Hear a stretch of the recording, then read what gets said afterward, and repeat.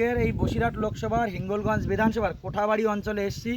এখানে তৃণমূলের অত্যাচারে মানে এখানে যারা বিজেপি করে তাদের অত্যাচারে মানে বিজেপি কর্মীদের উপর যে অত্যাচার সেই কাহিনী শুনতে শুনতে আজকে এক জায়গায় এসে উপস্থিত হয়েছি, যেখানে একজন বিজেপি কর্মীর বাড়ি তৃণমূলীরা কীভাবে ভেঙেছে সেটা যাদের বাড়ি তাদের মুখ দিয়ে একবার শুনে নেব। যদি আপনারা বলুন আপনাদের এই ঘরটা কবে কীভাবে ভাঙলো বা কারা ভাঙলো আর কি?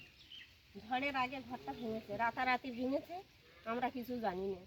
তৃণমূলের কর্মীরাই ভেঙেছে, উনি যে ভেঙেছে সে তৃণমূলই করে।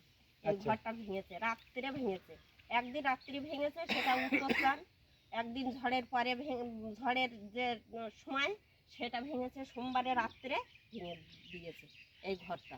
আশেপাশে যারা আমরা বাস করি তারা বলেছে যে এই ঘরটা শব্দ শোনা যাচ্ছে, কিন্তু ভয়ে কেউ আসেনি, বেরোয়নি কেউ।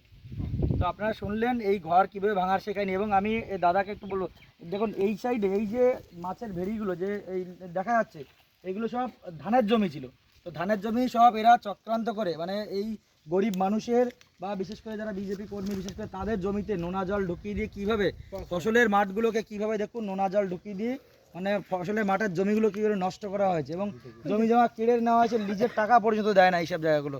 এবং এই দেখুন এনারা সবাই সেই অভিযোগগুলোই এতক্ষণ করছিলেন এবং এরা বিভিন্ন জায়গায় অভিযোগ করেছে, সেই কাগজপত্র আছে, কোনো সমাধান কোনোদিন এখনো কিছু হয়নি। এনাদের সবার এই অভিযোগ আর কি। তো দেখুন এখানে এই বসিরহাটের মতো জায়গা বা হিঙ্গলগঞ্জে বিশেষ করে কী ধরনের অত্যাচার চলে যারা বিজেপি করে তাদের উপর তৃণমূল কর্মীদের দ্বারা।